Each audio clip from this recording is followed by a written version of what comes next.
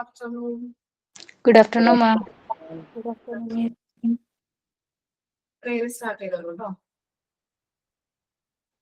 Prayer. Dear Allah, thank you for this new day. Bless our teachers and friends. Give us wisdom, knowledge, and understanding. Help us to stay focused and do our best. Amen. Thank you. അങ്ങനെ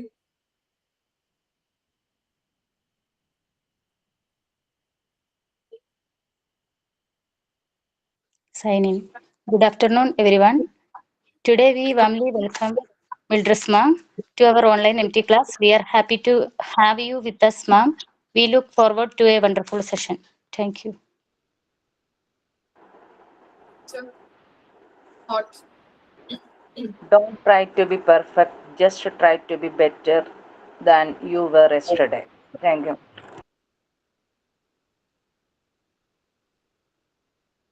നമ്മൾ കുറച്ച് ദിവസമല്ലേ കണ്ടിട്ട്, കുറച്ച് നാളായല്ലേ. അപ്പൊ നമ്മള് കഴിഞ്ഞ ക്ലാസ്സിൽ എടുത്ത് നിർത്തിയത് മാനേജ്മെന്റ് ആസ് എ സയൻസ് വരെയാണ്. പിന്നെ 2 ഭാഗങ്ങൾ നിങ്ങളോട് വായിച്ചിട്ട് വരാൻ പറഞ്ഞിട്ടുണ്ടായിരുന്നു. വായിച്ചായിരുന്നോ? വായിച്ചു. ഓക്കെ. എന്താണ് മാനേജ്മെന്റ് ആസ് ആൻ ഓർഗനൈസേഷൻ എന്ന് പറഞ്ഞാല്? ഒരാളൊന്ന് വായിക്കോ? ജസ്റ്റ് നമ്മൾ ടെക്സ്റ്റ് ബുക്ക് ഒന്ന് വായിച്ചാൽ ടെക്സ്റ്റ് ബുക്കിലുള്ള കണ്ടന്റ് ഒന്ന് വായിക്കാം. മിസ് പേജ് നമ്പർ ഒന്ന് പറയാമോ? പേജ് നമ്പർ ഒന്ന് പറഞ്ഞു കൊടുക്കുക. ചിലപ്പോൾ ഇതിനകത്തുള്ളതായിരിക്കില്ല.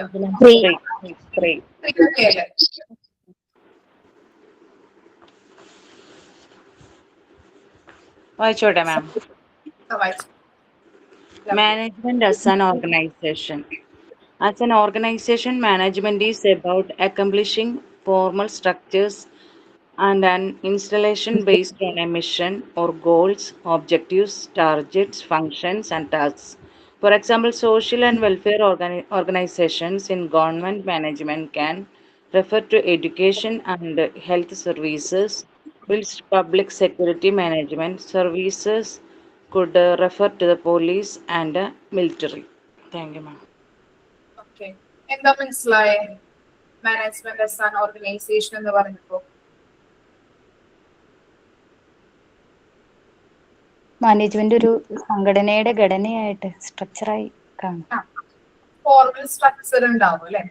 ഇപ്പൊ ഒരു ഓർഗനൈസേഷൻ, ഒരു ബിസിനസ് ഓർഗനൈസേഷൻ എടുത്ത് കഴിഞ്ഞിട്ടുണ്ടെങ്കിലും എന്താണ്, അതിനൊരു ഫോർമൽ സ്ട്രക്ചറിലൂടെ ആയിരിക്കും അവിടുത്തെ എല്ലാ കാര്യങ്ങളും നടക്കുന്നത് അല്ലെ?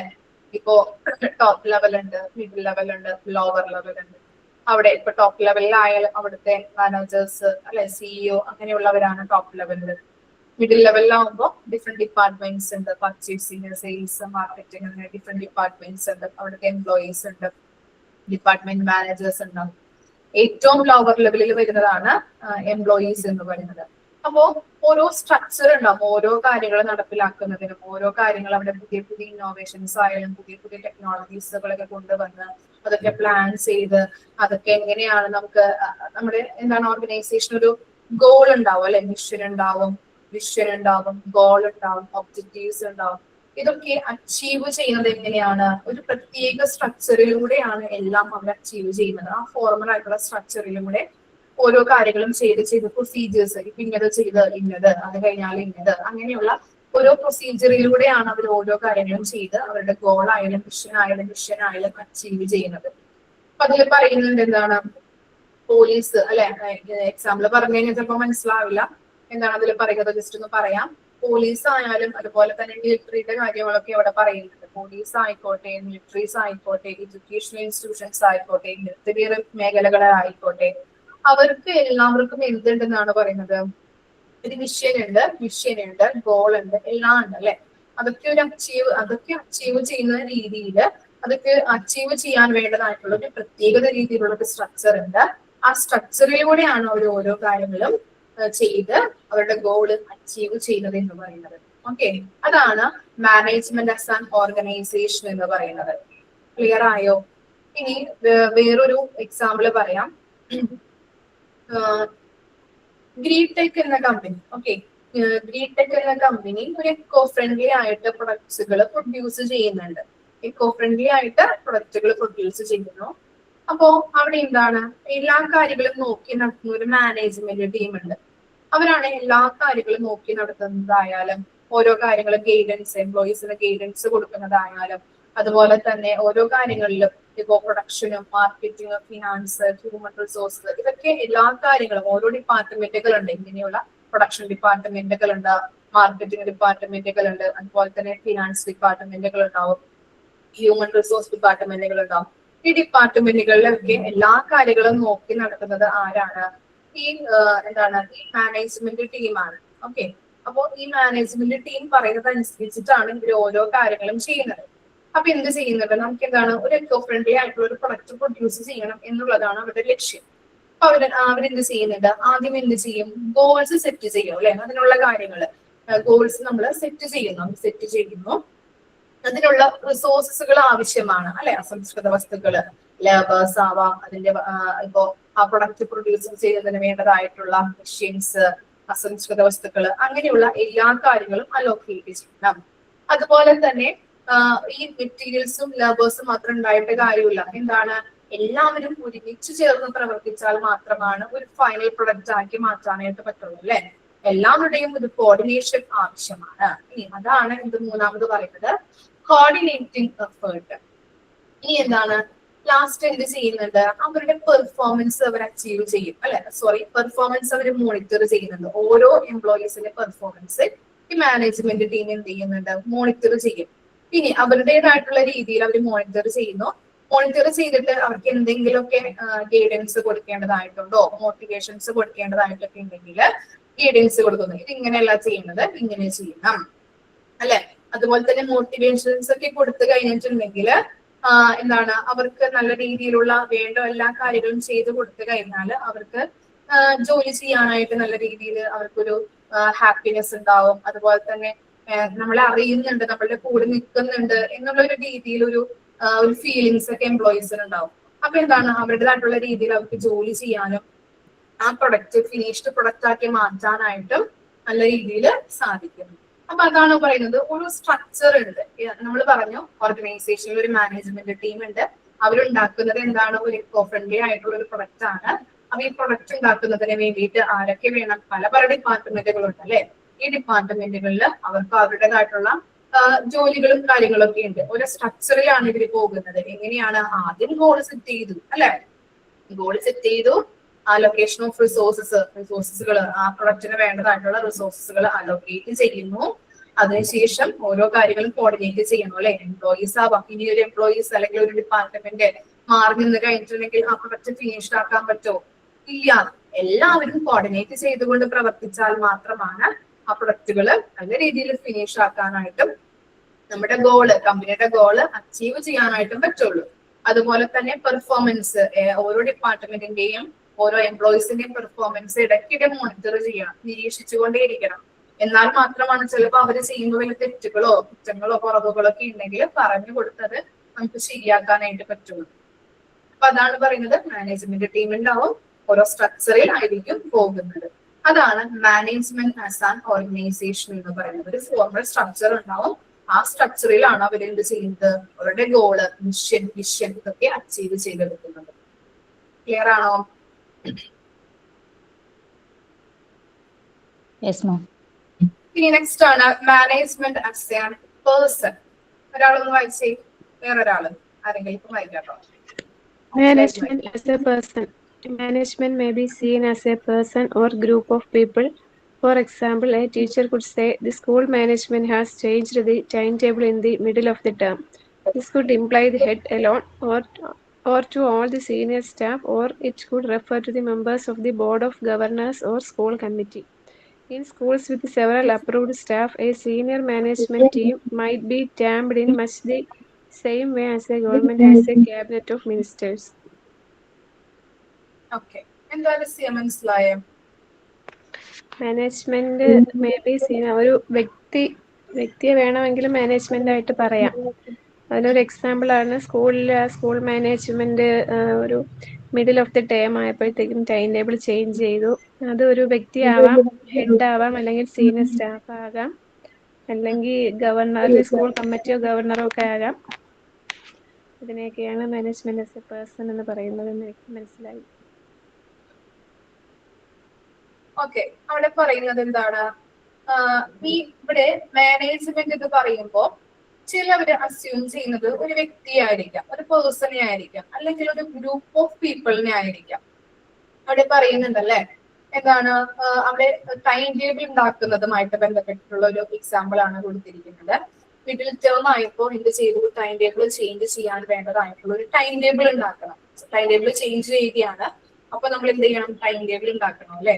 അപ്പോ എന്താണ്, ഒരു സീനിയർ മാനേജർ അല്ലെങ്കിൽ സീനിയർ സ്റ്റാഫ്സ് കൂടിയിട്ട് അവരായിരിക്കാം ടൈം ടേബിൾ ഉണ്ടാക്കുന്നത്. അല്ലെങ്കിൽ ഒരു എന്താണ്, ചിലപ്പോ ഹെഡ് മിനിസ്റ്റേഴ്സ് ആയിരിക്കാം, അല്ലെങ്കിൽ ഒരു പേഴ്സണെ അവർ നിയമിച്ചിട്ടുണ്ടാവാം അല്ലെ. അപ്പോ ഒരു മാനേജ്മെന്റ് എന്ന് പറയുന്നത് ഒരു പേഴ്സൺ ആവാം, അല്ലെങ്കിൽ ഒരു ഗ്രൂപ്പ് ഓഫ് ടീംസിനെ ആവാം മാനേജ്മെന്റ് എന്ന് പറയുന്നത്. മനസ്സിലായോ? ഓക്കെ, ഇവിടെ പറയുന്നത് നിരവധി അംഗീകൃത ജീവനക്കാരുള്ള ഒരു സ്കൂളില് ഒരു സർക്കാർ മന്ത്രിമാരുടെ ക്യാബിനറ്റ് എന്ന പോലെ തന്നെ എന്താണ്, ഒരു സീനിയർ മാനേജ്മെന്റ് ടീം ഉണ്ടാവും. അവരായിരിക്കും ഓരോ കാര്യങ്ങൾ അവിടെ. ഇപ്പൊ ഇവിടെ കൊടുത്തിരിക്കുന്നത് ടൈം ടേബിൾ ആവുമ്പോൾ ആ ടൈം ടേബിളിന്റെ എല്ലാ കാര്യങ്ങളും കറക്റ്റ് ആയിട്ട് ഇന്ന ടൈമില് അല്ലെ, ഇന്ന ദിവസം അല്ലെങ്കിൽ ഇത്ര തൊട്ട് ഇത്ര വരെ നമുക്ക് ചിലപ്പോൾ ഒരു 2-3 ദിവസമൊക്കെ കൊടുത്തിട്ടുണ്ടാവും. അപ്പൊ അത്ര ദിവസത്തിനുള്ളിൽ ടൈം ടേബിള് പൂർത്തിയാക്കി കിട്ടണം എന്ന് പറയുമ്പോൾ കറക്റ്റ് ആയിട്ട് സീനിയർ മാനേജ്മെന്റ് ടീം എന്ത് ചെയ്യണം, കറക്റ്റ് ആയിട്ട് ഓരോ ബാച്ചിന്റെയും ഓരോ സ്റ്റാൻഡേർഡിന്റെയും കറക്റ്റ് ആയിട്ടുള്ള ടൈം ടേബിള് ഇത്ര ദിവസത്തില് പൂർത്തിയാക്കി കൊടുത്തിരിക്കണം. അപ്പൊ അതാണ് ചിലപ്പോൾ ഒരു പേഴ്സണെ ആവാം മാനേജ്മെന്റ് എന്ന് പറയുന്നത്, അല്ലെങ്കിൽ ഒരു ഗ്രൂപ്പ് ഓഫ് പീപ്പിൾസിനെ ആവാം. ഇനി നിങ്ങൾക്ക് ഒരു എക്സാമ്പിൾ മിസ് പറഞ്ഞു തരാം, അപ്പൊ ഒന്നുകൂടി ക്ലിയർ ആവാം. ഓക്കെ, ഇതിൽ കൊടുത്തിരിക്കുന്ന എക്സാമ്പിൾ ഒക്കെ ഭയങ്കര ബുദ്ധിമുട്ടാണ്, ചിലപ്പോ ക്ലിയർ ആവില്ല പറയുന്നത്, വായിച്ചാലും മനസ്സിലാവില്ല. ഒരു എക്സാമ്പിൾ പറയാം. റോഷൻ എന്ന് പറയുന്നത് ഒരു ടീം ലീഡർ ആണ്. ഒരു സോഫ്റ്റ്വെയർ ഡെവലപ്മെന്റ് കമ്പനിയിലെ ഒരു ടീം ലീഡർ ആണ് റോഷൻ എന്ന് പറയുന്നത്. ഒരു വ്യക്തിയാണ് നമ്മൾ പറയുന്നത്. അപ്പോ റോഷന്റെ റോള് എന്ന് പറഞ്ഞു കഴിഞ്ഞിട്ടുണ്ടെങ്കിൽ ഏതൊക്കെയാണ്? Leading A team, assigning task, monitoring progress. അപ്പോ റോഷൻ എന്ന് പറയുന്നത് ഒരു ടീം ലീഡർ ആണ്. ആരുടെയാണ്? ഒരു സോഫ്റ്റ്വെയർ ഡെവലപ്മെന്റ് കമ്പനിയുടെ ഒരു ടീം ലീഡർ ആയിട്ടാണ് അദ്ദേഹം ആക്ട് ചെയ്യുന്നത്. ഇനി അദ്ദേഹത്തിന്റെ റോൾ എന്തൊക്കെയാണ് പറഞ്ഞത്? ഒരു ലീഡിങ് ടീമിനെ ലീഡ് ചെയ്യാൻ നയിക്കുന്ന ആളായിരിക്കണം. അസൈനിങ് ഡ്യൂട്ടീസ് ആൻഡ് വർക്ക്സുകൾ അസൈൻ ചെയ്ത് കൊടുക്കുന്ന ഒരാളാണ്. അതുപോലെ തന്നെ എന്താണ്, മോണിറ്ററിങ് പ്രോഗ്രസ്സുകൾ മോണിറ്റർ ചെയ്യണം. ഇനി അദ്ദേഹത്തിന്റെ സ്കില്ലുകൾ എന്തൊക്കെയാവാം? ഒരു ഗ്രൂപ്പിനെ നമ്മൾ നയിക്കുന്ന ഒരാളാണ് അല്ലെ, അതുകൊണ്ട് തന്നെ ഒരു ലീഡർഷിപ്പ് ക്വാളിറ്റി അദ്ദേഹത്തിന് ഉണ്ടാവണം. ഇല്ലേ? ഒരു സീനിയർ മാനേജ്മെന്റ് ടീം ആയാലും അല്ലെങ്കിൽ ഒരു എന്താ പറയാ എന്താണ് ടീം ലീഡർ ആയിക്കഴിഞ്ഞാലും എന്താണ് ഒരു ലീഡർ ക്വാളിറ്റി അല്ലെ, ലീഡർഷിപ്പ് സ്കില്ല് അദ്ദേഹത്തിന് വേണം. അതുപോലെ തന്നെ എന്താണ് മറ്റുള്ളവരായിട്ട് കമ്മ്യൂണിക്കേറ്റ് ചെയ്യാനായിട്ടുള്ള കമ്മ്യൂണിക്കേഷൻ സ്കില്ല് വേണം അല്ലെ. അതുപോലെ തന്നെ ഈ ടീമില് അല്ലെങ്കിൽ നമ്മുടെ ഒരു കമ്പനിയില് എന്തെങ്കിലും ഒരു പ്രോബ്ലം വന്നു കഴിഞ്ഞിട്ടുണ്ടെങ്കിൽ അത് സോൾവ് ചെയ്യുന്നതിന് വേണ്ടതായിട്ടുള്ളൊരു സൊല്യൂഷൻ കണ്ടെത്താനായിട്ടുള്ളൊരു പ്രോബ്ലം സോൾവിങ് സ്കില്ലും അദ്ദേഹത്തിന് വേണം.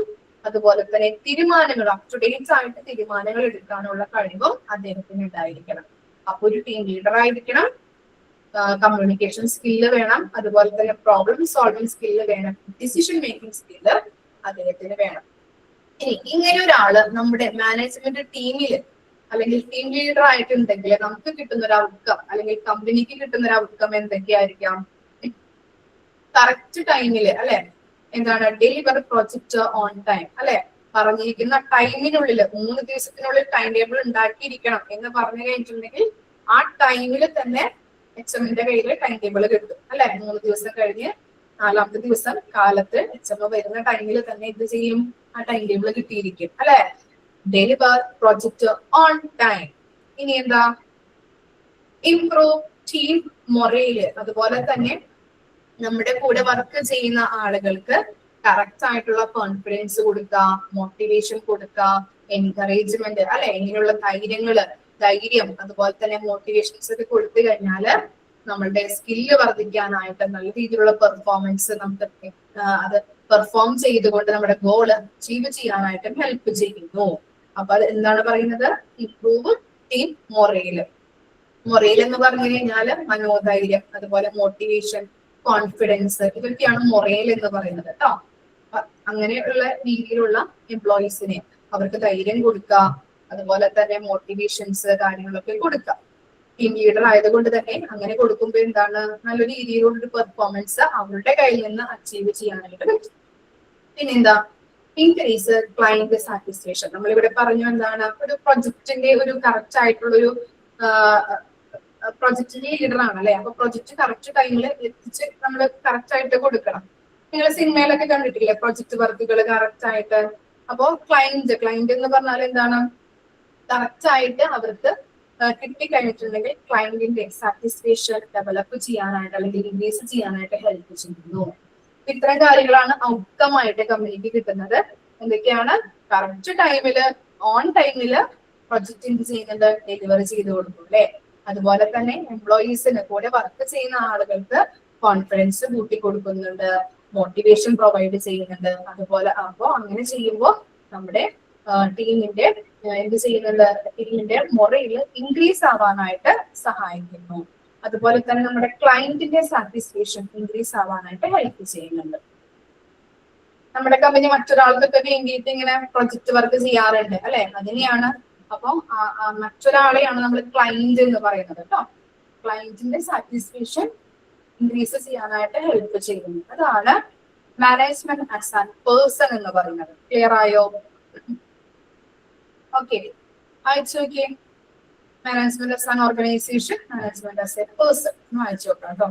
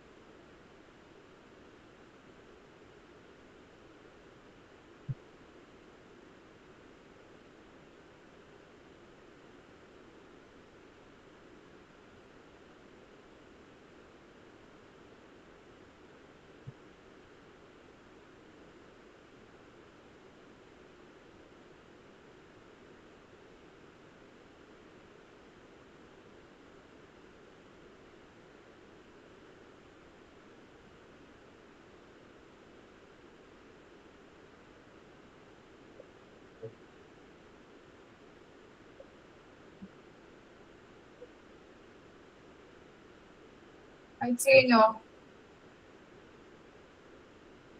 നെക്സ്റ്റ് നോക്കാം. Management as discipline. ആര് വായിക്കും? ആരെങ്കിലും ഒരാൾ വായിച്ചോളൂ. Management as a discipline. In this sense, management is a field of study with various subjects and topics. Knowledge, skills, and attitudes in management can be captured through learning from experience and from certified course. Management is a collection of process, including such things as decision making, problem solving, and action planning. This process compare with the management of resources, including human, materials, financial, and time. These processes are also known as the functions of managers. Management may be shortly stated according to its okay.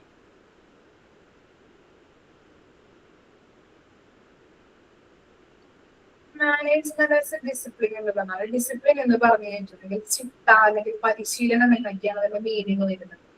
അപ്പൊ ഇവിടെ പറയുന്നത് management എന്നത് വിവിധ വിഷയങ്ങളും അതുപോലെ തന്നെ വിഷയങ്ങളുമുള്ള ഒരു പഠന മേഖലയാണ് മാനേജ്മെന്റ് എന്ന് പറയുന്നത്.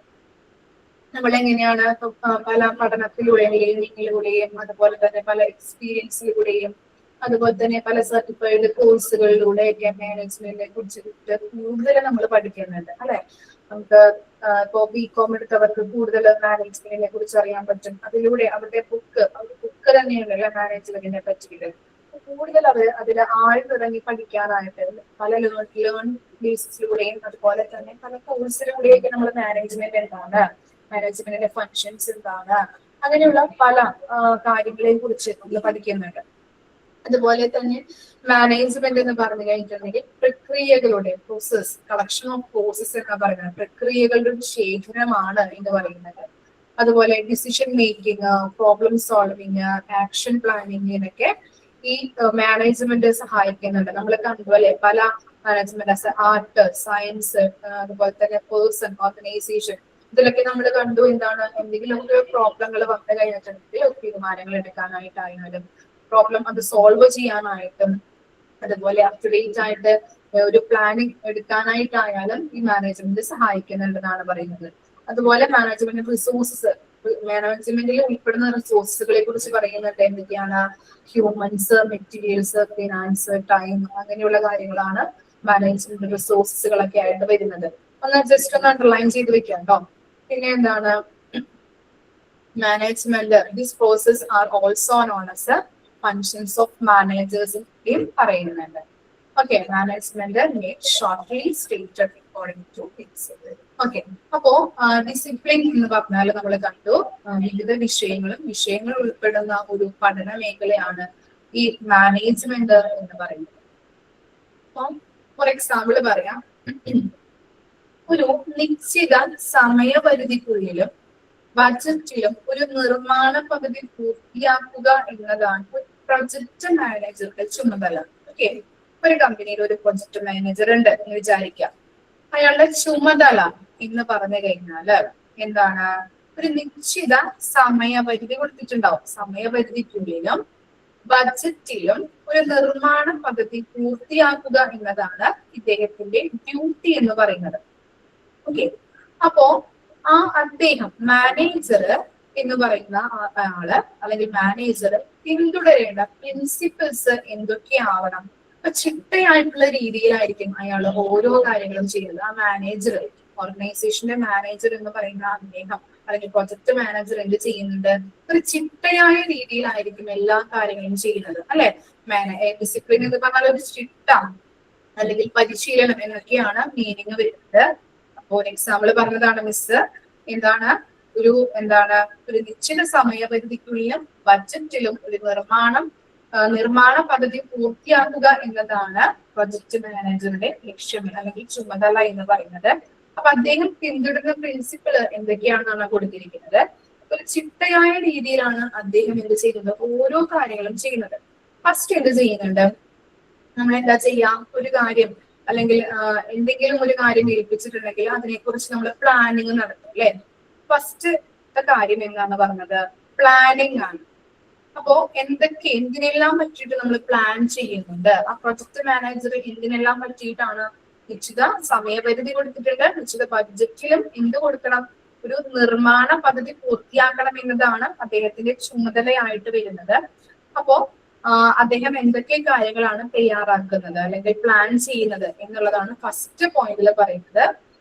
എന്താണ് സമയപരിധി പ്ലാൻ ചെയ്യണം അല്ലെ, എത്ര ടൈം തന്നിട്ടുണ്ട് എന്നുള്ളത് നോക്കി വെക്കണം. ഇനി റിസോഴ്സുകളെ കുറിച്ച് ഏതൊക്കെ റിസോഴ്സുകൾ വേണം ആവശ്യമായിട്ട് വരുന്നുണ്ട്, ബഡ്ജറ്റ് എന്നിവ ഇൻക്ലൂഡ് ചെയ്തുകൊണ്ട് നമ്മൾ എന്ത് ചെയ്യുന്നുണ്ട്, പ്ലാൻ ആസൂത്രണം ചെയ്യുന്നു. ഇനി എന്താ, പ്ലാനിങ് നടത്തി അതിനുശേഷം ഓർഗനൈസിങ് ചെയ്യണം അല്ലെ, ചുമതലകൾ ഏൽപ്പിച്ചു കൊടുക്കണം. അതാത് ഡിപ്പാർട്ട്മെന്റിലെ അതാത് എംപ്ലോയീസിന് ചുമതലകൾ ഏൽപ്പിച്ചു കൊടുക്കാം.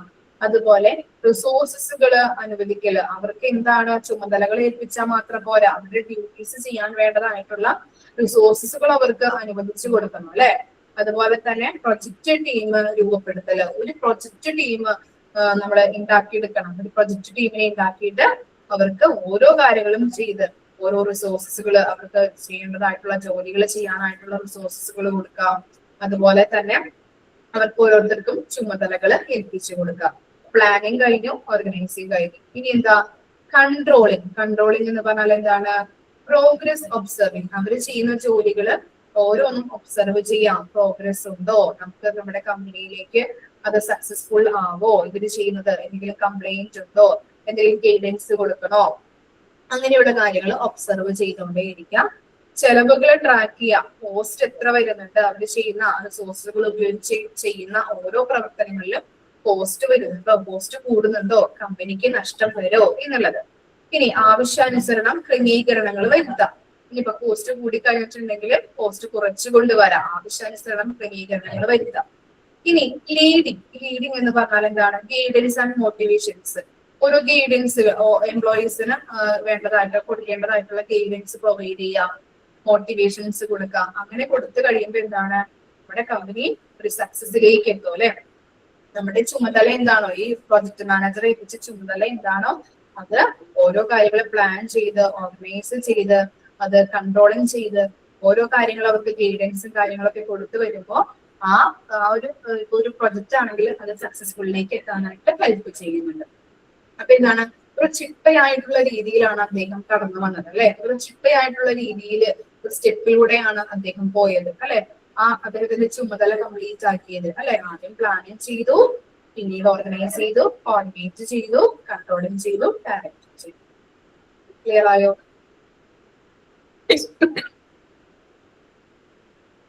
ഇനി നെക്സ്റ്റ് ആണ് basic functions.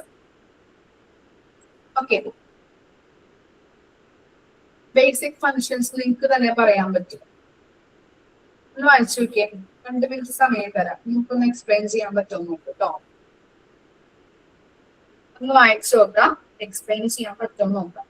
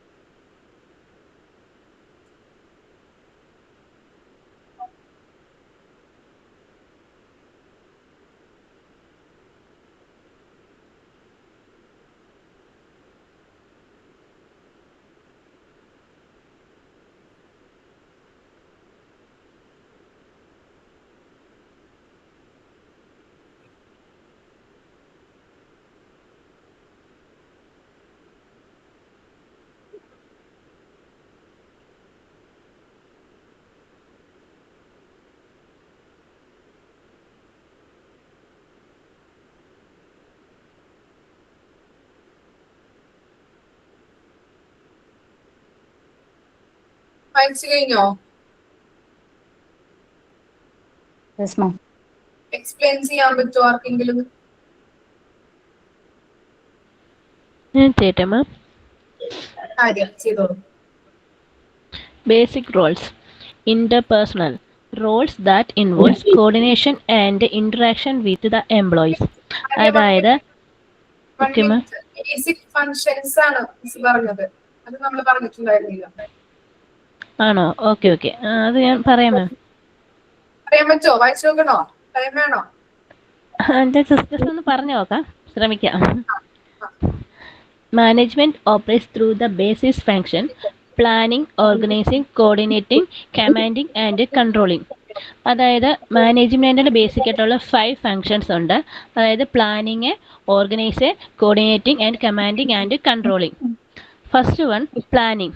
Deciding what need happen in the future and generating plans for action. അതായത് ഫ്യൂച്ചറിലേക്ക് എന്തൊക്കെ പ്ലാനിങ് വേണമെന്നാണ് ആസൂത്രണം ചെയ്യുന്നതെന്നാണ് പറയുന്നത്.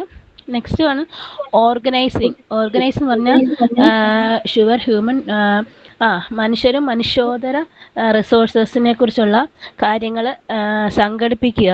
അതായത് ഓർഗനൈസ് എന്ന് പറഞ്ഞാൽ അതെല്ലാം കൂടെ സംഘടിപ്പിക്കുകയാണ്. Next one, coordinating. Creating structure through the organization goals can be accomplish. Organization ഗോളിന് വേണ്ടിയിട്ട് ഏകോപനം സംഘടിപ്പിക്കുക എന്നാണ്. പിന്നെ കമാൻഡിങ്, അതായത് ആജ്ഞാപിക്കൽ. Determining most situation and generating peoples. അതായത് അവരെ കൊണ്ട് പീപ്പിളിനെ കൊണ്ട് അവരെ കൊണ്ട് കമാൻഡ് ചെയ്ത് അവരെ കൊണ്ട് ചെയ്യിക്കുക എന്നതാണെന്ന് തോന്നുന്നു. പിന്നെ കൺട്രോളിങ്, അതായത് ഇതിനെക്കുറിച്ചുള്ള പ്ലാനിങ് എല്ലാം പ്ലാൻസ് എല്ലാം കൂടെ കൺട്രോൾ ചെയ്ത് പോവുക. ഇത്രയും തോന്നുന്നു മാം. ഞാൻ ജസ്റ്റ് അത് നോക്കിയില്ലായിരുന്നു. പറയാം. ബേസിസ് ഫങ്ഷൻസ് അല്ലെ, മാനേജ്മെന്റിന്റെ 5 ഫങ്ഷൻസ് ആണുള്ളത്. ഒന്ന് അണ്ടർലൈൻ ചെയ്ത് വെക്കാം കേട്ടോ. ഞാൻ ചോദിക്കാറുണ്ട്, ഇമ്പോർട്ടന്റ് ആണ്. ഏതൊക്കെയാണ് മാനേജ്മെന്റിന്റെ ഫങ്ഷൻസ് എന്നുള്ളത്? Planning, organising, controlling, commanding and coordinating, commanding and controlling. ഇങ്ങനെ 5 ഫങ്ഷൻസ് ആണ് മാനേജ്മെന്റിനുള്ളത്. ഓക്കെ. ഇനി പ്ലാനിങ് എന്ന് പറഞ്ഞാൽ എന്താണ്? പ്ലാനിങ് എന്ന് പറഞ്ഞിട്ടുണ്ടെങ്കിൽ ഭാവിയിൽ എന്ത് സംഭവിക്കും എന്ന് തീരുമാനിക്കുകയും അതിന് നമ്മൾ എന്ത് ചെയ്യാം, പ്രവർത്തനങ്ങള് നമ്മൾ അല്ലെങ്കിൽ പദ്ധതികൾ തയ്യാറാക്കുകയും ചെയ്യുന്നതാണ്. ഇപ്പൊ ഭാവിയിൽ ഒരു ഗോള് ഒരു ഓർഗനൈസേഷൻ എടുത്തു കഴിഞ്ഞിട്ടുണ്ടെങ്കിൽ അതിന്റെ ഗോള് അച്ചീവ് ചെയ്യാനായിട്ട് എന്തൊക്കെ കാര്യങ്ങൾ നമ്മളെ കൊണ്ട് ചെയ്യാൻ പറ്റും. ഓക്കെ. അപ്പൊ ഫ്യൂച്ചറില് എന്താണ് ഗോൾ അച്ചീവ് ചെയ്യുന്നതിന് വേണ്ടതായിട്ടുള്ള എന്തൊക്കെ കാര്യങ്ങളാണ് നമ്മൾ ഇപ്പോൾ തുടങ്ങി നമ്മൾ ചെയ്യേണ്ടത് എന്നുള്ളതാണ് പ്ലാനിങ് എന്ന് പറയുന്നത്. അതിനെതിരെ അതിനെക്കുറിച്ച് നമുക്ക് എന്താണ് ആക്ഷൻസുകൾ അല്ലെങ്കിൽ ആസൂത്രണം ചെയ്യാം എന്നുള്ളതാണ്. ഓക്കെ. ഭാവിയിലേക്ക് നമ്മുടെ ഗോള് അച്ചീവ് ചെയ്യാൻ വേണ്ടതായിട്ടുള്ള കാര്യങ്ങൾക്ക് തീരുമാനങ്ങൾ എടുക്കുകയും. സ്കൂൾ ആനുവൽ പ്ലാൻ ഇതിനൊരു എക്സാമ്പിൾ ആണോ? പറയാൻ പറ്റുമോ അങ്ങനെ? സ്കൂൾ ആനുവൽ പ്ലാൻ ഇതിന് എക്സാമ്പിൾ ആണോ? അതെ അതെ, പ്ലാനിങ് നടത്തുന്നത്. നമ്മളിപ്പോ എന്തൊരു കാര്യമായിട്ടുണ്ടെങ്കിൽ ഒരു ബിസിനസ് ഓർഗനൈസേഷൻ എടുത്തു കഴിഞ്ഞാലും എന്താണ് ഫ്യൂച്ചറിൽ നമുക്ക് സക്സസ് ഉണ്ടാക്കാൻ ആയിട്ട് എന്തൊക്കെ കാര്യങ്ങളാണ് നമ്മൾ ഇപ്പോൾ തുടങ്ങി ചെയ്യേണ്ടത് എന്നുള്ളതാണ് പ്ലാനിങ്ങിൽ വരുന്നത് കേട്ടോ. ആസൂത്രണം ചെയ്യുക. പിന്നെ എന്താ ഓർഗനൈസിങ്. അവിടെ എന്താണ് ഹ്യൂമൻ ആൻഡ് നോൺ ഹ്യൂമൻ റിസോഴ്സസുകൾ അല്ലെ. ഹ്യൂമൻ എന്ന് പറഞ്ഞു കഴിഞ്ഞിട്ടുണ്ടെങ്കിൽ ലേബേഴ്സ് വേണം അല്ലെ. നമ്മുടെ കമ്പനിയിൽ ഞാൻ പറഞ്ഞില്ലേ, ഇപ്പോ സോപ്പ് നിർമ്മാണ കമ്പനി ആണെങ്കിൽ അവിടെ എന്താണ് അസംസ്കൃത വസ്തുക്കൾ, അതാണ് നോൺ ഹ്യൂമൻ റിസോഴ്സ്. ഇപ്പോ മെറ്റീരിയൽസ് ആവാം, എക്യുപ്മെന്റ്സ് ആവാം അല്ലെ, അങ്ങനെയുള്ള കാര്യങ്ങള്. അതുപോലെ തന്നെ ഹ്യൂമൻ റിസോഴ്സസ്. ആരാണ് ഹ്യൂമൻ റിസോഴ്സ് എന്ന് പറഞ്ഞാല് അത് തന്നെ എല്ലാവരും ആവശ്യമാണ് അല്ലെ. ഹ്യൂമൻ റിസോഴ്സസ് ആയാലും നോൺ ഹ്യൂമൻ റിസോഴ്സസ് ആയാലും ഓർഗനൈസ് ചെയ്യാം. പിന്നെ എന്താ കോർഡിനേറ്റിംഗ്. ഈ ഹ്യൂമൻ റിസോഴ്സും നോൺ ഹ്യൂമൻ റിസോഴ്സസ് ഉണ്ടായിട്ട് കാര്യമുണ്ടോ? നമ്മൾ എന്ത് ചെയ്യണം? എല്ലാവരും കൂടി ഏകോപനം. കോർഡിനേറ്റിംഗ് എന്ന് പറഞ്ഞാൽ എന്താണ്? ഒരുമിച്ച് പ്രവർത്തിച്ചാൽ മാത്രമാണ് നമ്മുടെ ഗോൾ അച്ചീവ് ചെയ്യാൻ പറ്റുള്ളൂ. അല്ലെങ്കിൽ ഇപ്പോ മാനേജറും ഉണ്ട്, ലേബേഴ്സും ഉണ്ട്, പർച്ചേസിംഗ് ഡിപ്പാർട്ട്മെന്റ്, മാർക്കറ്റിംഗ് ഡിപ്പാർട്ട്മെന്റ് ഒക്കെ മാറി നിൽക്കുന്നു. ഒരു തർക്കം ഉണ്ടായിട്ട് അവര് മാറി നിൽക്കുന്നു, ഞങ്ങൾക്ക് ചെയ്യാൻ പറ്റില്ല എന്ന് പറഞ്ഞു കഴിഞ്ഞിട്ടുണ്ടെങ്കിൽ എന്താണ് ഭാവിയിലേക്ക് അതൊരു ഫിനിഷ്ഡ് പ്രൊഡക്റ്റ് ആക്കി മാറ്റാൻ പറ്റുമോ നമുക്ക്? പറ്റുമോ? ഇല്ല. ഇല്ല. അപ്പൊ എല്ലാവരുടെയും ഒരു ഏകോപനം അല്ലെങ്കിൽ ഒരു കോർഡിനേഷൻ ആവശ്യമാണ്. അപ്പൊ എല്ലാവരും കൂടി ഒത്തുചേർന്ന് പ്രവർത്തിച്ചാൽ മാത്രമാണ് അതൊരു സക്സസിലേക്ക് അല്ലെങ്കിൽ ആ പ്രൊഡക്റ്റ് ഒരു ഫിനിഷ്ഡ് പ്രൊഡക്റ്റ് ആക്കി മാറ്റാനായിട്ട് പറ്റുള്ളൂ. ഇനി കമാൻഡിങ്. എന്താണ് കമാൻഡിങ് എന്ന് പറഞ്ഞാല്? പീപ്പിൾസിന് അല്ലെങ്കിൽ അവിടുത്തെ ലേബേഴ്സിന് എന്ത് ചെയ്യണം? നല്ല രീതിയിലുള്ള ഒരു ഗൈഡൻസ്, മോട്ടിവേഷൻസ്, അല്ലെ, ഇങ്ങനെയല്ല ചെയ്യുന്നത്, ഇങ്ങനെയാണ്, ഇത് കഴിഞ്ഞിട്ട് ഇതാണ്. അപ്പൊ അങ്ങനെയുള്ള കാര്യങ്ങളൊക്കെ നമ്മൾ കമാൻഡ് ചെയ്യാം. ഗൈഡൻസ് ഒക്കെ കൊടുത്തു കഴിഞ്ഞിട്ടുണ്ടെങ്കിൽ അവര് നല്ല രീതിയിൽ പെർഫോം ചെയ്യാനായിട്ട് സഹായിക്കുന്നുണ്ട്. അല്ലെങ്കിലോ അവരെ സൂപ്പർവൈസ് ചെയ്തില്ല എന്നുണ്ടെങ്കിൽ എന്തായിരിക്കും സ്ഥിതി? അവർക്ക് തോന്നിയ പോലെയുള്ള കാര്യങ്ങളായിരിക്കും ലേബേഴ്സ് ചെയ്യുന്നത്. ചിലപ്പോ അറിയാൻ പാടില്ലാത്ത ലേബേഴ്സ് ഒക്കെ ഉണ്ടാവും, അല്ലെ? അപ്പോ ഒരാള് കൂടെ നിന്ന് അവരെ സൂപ്പർവൈസർ ഉണ്ടെങ്കിൽ എന്താണ്, കമാൻഡുകൾ ചെയ്തുകൊണ്ട് അല്ലെങ്കിൽ അവർക്ക് അറിയാൻ പാടില്ലാത്ത കാര്യങ്ങൾ പറഞ്ഞു കൊടുത്തുകൊണ്ട് അവരെ സൂപ്പർവൈസർ, ഗൈഡൻസ്, നിർദ്ദേശങ്ങളൊക്കെ കൊടുത്തു കഴിഞ്ഞിട്ടുണ്ടെങ്കിൽ നല്ല രീതിയിലേക്ക് സക്സസ് ആയിട്ട് അവര് നല്ല രീതിയിലേക്ക് സക്സസ്ഫുൾ ആകുന്നതിന് വേണ്ടതായിട്ടുള്ള പെർഫോമൻസ് അവരുടെ കയ്യിൽ നിന്ന് ചെയ്യാൻ പറ്റും, ലേബേഴ്സിന് ചെയ്യാൻ പറ്റും. കൺട്രോൾ ചെയ്യാം. Checking progress against plans. Okay, പ്രോഗ്രസ്സുകളെ ചെക്ക് ചെയ്തുകൊണ്ടിരിക്കുക. സക്സസ് ആവോ ഇല്ലയോ, എന്തെങ്കിലും സംഭവിക്കോ, കംപ്ലൈൻറ്റ്സ് വരോ, അല്ലെങ്കിൽ എന്തെങ്കിലും ബുദ്ധിമുട്ടുകൾ വരാൻ സാധ്യതയുണ്ടോ എന്നുള്ള ഒരു പ്രോഗ്രസ് നമ്മളിങ്ങനെ ചെക്ക് ചെയ്തുകൊണ്ടേയിരിക്കുക. ഓക്കെ, ഇത്തരം കാര്യങ്ങളാണ് ബേസിക് ഫങ്ഷൻസ് ഓഫ് മാനേജ്മെന്റിൽ പറയുന്നത്. പ്ലാനിങ് ഉണ്ട്, ഓർഗനൈസിംഗ് ഉണ്ട്, കോർഡിനേറ്റിംഗ് ഉണ്ട്, കമാൻഡിംഗ് ഉണ്ട്, കൺട്രോളിംഗ് ഉണ്ട്. ഓക്കെ, ബേസിക് റോൾസ് കൂടി ഒന്ന് വായിച്ചു നോക്കി. ബേസിക് റോൾസ്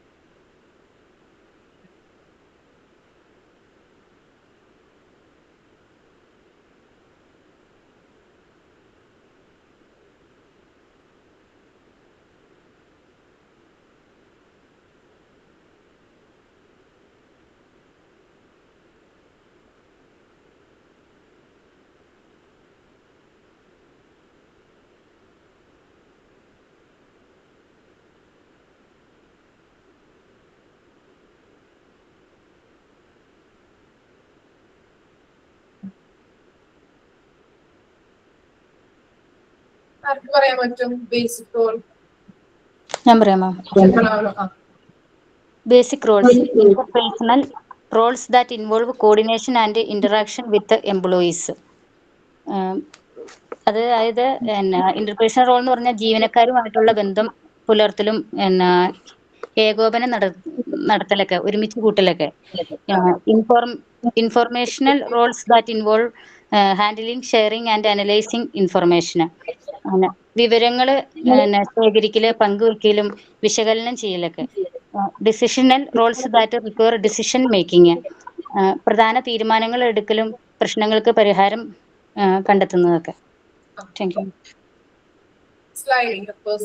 ബേസിക് റോൾസ്, മാനേജറിന്റെ ബേസിക് റോൾസ് ആണ് പറയുന്നത്. ഇന്റർപേഴ്സണൽ ഉണ്ട്, ഇൻഫോർമേഷണൽ ഉണ്ട്, ഡിസിഷണൽ ഉണ്ട്. ഓക്കെ, ഇനി നെക്സ്റ്റ് ആണ് സ്കിൽഡ് ഡെവലപ്മെന്റ്. ഏതൊക്കെ സ്കിൽഡ് ഡെവലപ്പ് ആവും മാനേജ്മെന്റ് ഏരിയയിൽ പ്രവർത്തിക്കുമ്പോൾ? അയച്ചിരിക്കുകയും നിങ്ങൾക്ക് തന്നെ പറയാൻ പറ്റും.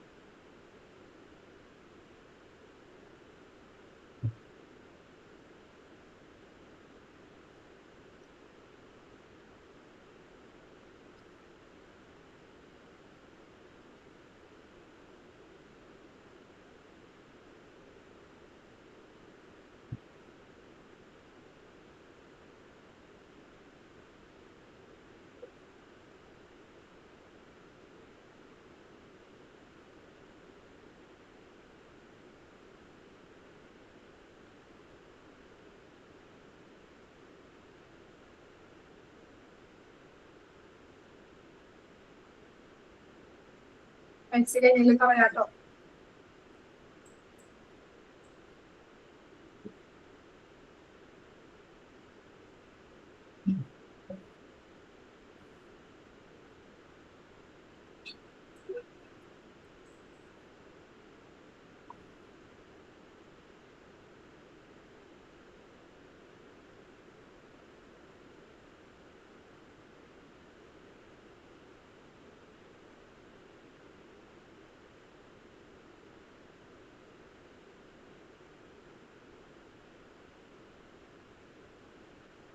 പറയാൻ പറ്റുമോ?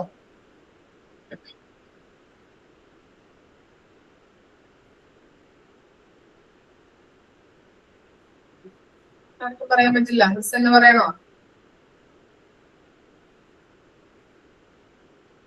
എന്തൊക്കെ സ്കില്ലാണ് ഡെവലപ്പ്? മനോജ പറയുന്നുണ്ടോ? ഒന്ന് ശ്രമിക്കാം miss. Skill develop. Political. Used to build a power base to prove connections. Political എന്ന് പറഞ്ഞാൽ രാഷ്ട്രീയപരമായ സ്കിൽ എന്ന് പറഞ്ഞാൽ നമ്മൾ രാഷ്ട്രീയപരമായിട്ടല്ല ഉദ്ദേശിക്കുന്നത്. Build A power base prove connections. Prove connections കൃത്യമായ നമുക്ക് എന്താ പറയാ കണക്ഷൻസ് ഉണ്ടെങ്കിൽ അത് വെച്ചിട്ട് നമുക്ക് സ്കില്ലുകൾ ഡെവലപ്പ് ചെയ്യാനായിട്ട് പറ്റും. Theoretical. Used to analyse complex situation. Theoretical എന്ന് പറഞ്ഞാൽ കോംപ്ലക്സ് ആയ സിറ്റുവേഷൻസ് നമ്മൾ അനലൈസ് ചെയ്യുന്നതാണ്. 3 interpersonal. Used to communicate, motivate, mentor and representative. ഈ ഇന്റർപേഴ്സണൽ എന്ന് പറഞ്ഞാൽ കമ്മ്യൂണിക്കേഷൻ, അതുപോലത്തെ മോട്ടിവേഷൻ, അതുപോലെ മെന്റർ, റെപ്രസെന്റേറ്റീവ്, ആ തരത്തിലുള്ള സ്കില്ല് ഡെവലപ്പ് ചെയ്യുന്നതാണ്. Diagnostic. Ability to imagine the most appropriate response to a situation. അതിലത്തെ നമ്മൾ ഒരുപാട് സിറ്റുവേഷൻ അല്ലെങ്കിൽ ഒരുപാട് നമ്മുടെ സ്കില്ല് ഉണ്ടെങ്കിൽ അതിൽ ഏറ്റവും ability to imagine most appropriate, അതിന് ഏറ്റവും അപ്രോപ്രിയേറ്റ് ആയത് സിറ്റുവേഷൻ നമ്മൾ തിരഞ്ഞെടുക്കുക എന്നുള്ളതാണ്. Leadership. Capacity to lead and provide guidance to a specific group. Leadership എന്ന് പറയുന്നത് ഒരു പ്രത്യേക ഗ്രൂപ്പിനൊരു ലീഡ് ചെയ്യാനുള്ള ഒരു കപ്പാസിറ്റി എന്ന തരത്തിൽ ഉണ്ടാവുക എന്നുള്ളതാണ്. Technical. Expertise in one's particular operating area. Technically പറഞ്ഞ പ്രത്യേകിച്ച് ഒരാളുടെ എക്സ്പെർട്ടൈസ് അതിൻ്റെതായ പ്രത്യേകിച്ച് അതിന്റെ ഫ്ലോകളും മറ്റുമൊക്കെ ആക്കിക്കൊണ്ട് ഓപ്പറേറ്റ് ചെയ്യുന്നതാണ്. ഇങ്ങനെയാണ് എനിക്ക് മനസ്സിലായത്. അതെ അതെ, കറക്റ്റ് ആണ്, കുഴപ്പമില്ല കേട്ടോ.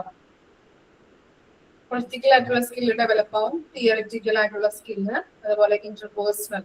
ഡയഗ്നോസ്റ്റിക് എന്ന് പറഞ്ഞാൽ ഒരു സിറ്റുവേഷൻ ഉണ്ടായിട്ടുണ്ടെങ്കിൽ അതിന് നമ്മൾ അനുയോജ്യമായിട്ടുള്ളൊരു ഇപ്പൊ ഒരു എന്തെങ്കിലും പ്രോബ്ലം ഒക്കെ വന്നു കഴിഞ്ഞാൽ നമ്മൾ എന്ത് ചെയ്യാം, അനുയോജ്യമായിട്ടുള്ളൊരു ഒരു റെസ്പോൺസ് സൊല്യൂഷൻസ് എടുക്കാതെ ഇതാണ് ഉദ്ദേശിക്കുന്നത് കേട്ടോ. ഓക്കെ, ലീഡർഷിപ്പ് സ്കിൽ വേണം, ടെക്നിക്കൽ ആയിട്ടുള്ള സ്കില്ല് വേണം, ഡെവലപ്പ് ആവും, ഇത്രയുള്ളൂ പറയുന്നത്. ഓക്കെ, ഇവിടെ വെച്ച് നമുക്ക് നിർത്താം. ഓക്കെ, ഇനി നെക്സ്റ്റ് വരുന്നത് എഡ്യൂക്കേഷൻ മാനേജ്മെന്റ് ആണ്. അപ്പൊ മാനേജ്മെന്റ് എന്നുള്ളൊരു ജസ്റ്റ് ഒരു എന്താ പറയാ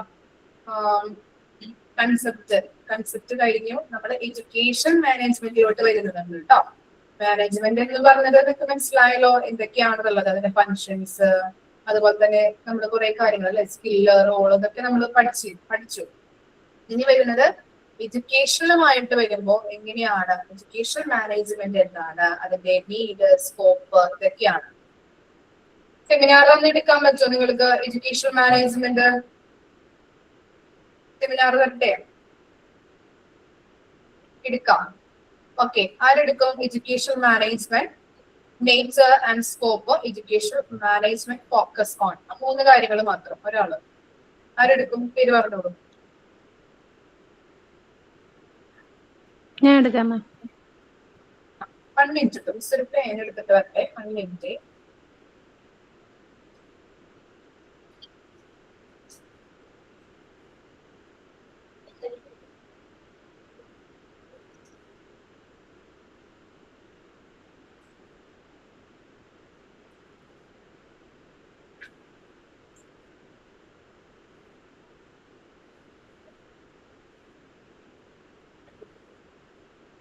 അല്ലേ?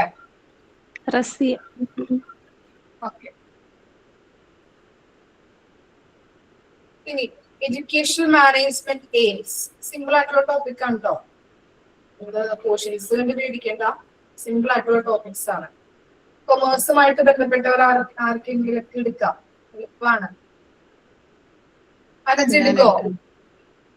എടുക്കാം മിസ്.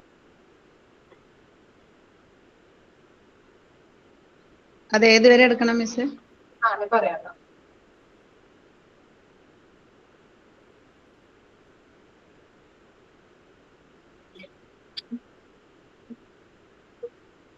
ഇവരെടുത്താൽ മതി. ഇത് ജസ്റ്റ് ഒന്ന് പറയാൻ പറ്റുമോ? ജസ്റ്റ് നിങ്ങൾക്ക് ഇത് വരൊന്നുമില്ല, ഡിവിഷൻ ഓഫ് വർക്ക് എന്താണ് ജസ്റ്റ് ഒന്ന് പറഞ്ഞാൽ മതി കേട്ടോ, എന്താണെന്നുള്ളത് അതൊക്കെ മനസ്സിലാവാനായിട്ട് ഒന്ന് ജസ്റ്റ് ഒന്ന് പറഞ്ഞു കൊടുത്താൽ മതി. ഇത് 14 പ്രിൻസിപ്പിൾ ഉണ്ടെന്നുള്ള ക്വസ്റ്റ്യൻസ് ഒക്കെ വരുള്ളൂ. ജസ്റ്റ് ഒന്ന് അവർക്ക് ഐഡന്റിഫൈ ചെയ്യാൻ വേണ്ടി ജസ്റ്റ് ഒന്ന് പറഞ്ഞു കൊടുത്താൽ മതി കേട്ടോ. 14 എണ്ണം വരെ എടുത്താൽ മതി മോള്. ഈ ഫങ്ഷൻസ്, പ്ലാനിങ് ആരെടുക്കും? പ്ലാനിങ് സിമ്പിൾ ആണ്, അതിന്റെ സ്റ്റെപ്പുകളാണ് കൊടുത്തിരിക്കുന്നത്. ഞാൻ എടുക്കാം മിസ്സേ. മിന്നു അല്ലേ? ആ.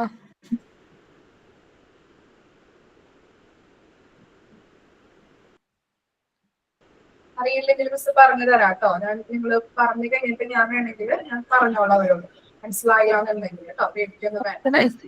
ഓർഗനൈസിംഗ് വരെ. ഓർഗനൈസിംഗ് മോൾ എടുത്തോളോ? പിന്നു പ്ലാനിങ്ങും ഓർഗനൈസിംഗും എടുക്കണം. അപ്പൊ 2 എടുക്കാം, കുഴപ്പമില്ല. എടുത്തോളോ? ഓക്കെ ഓക്കെ, എടുക്കാം.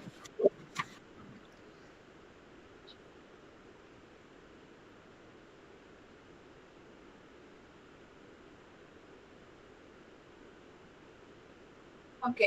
Directing, controlling, evaluating ആരെടുക്കും?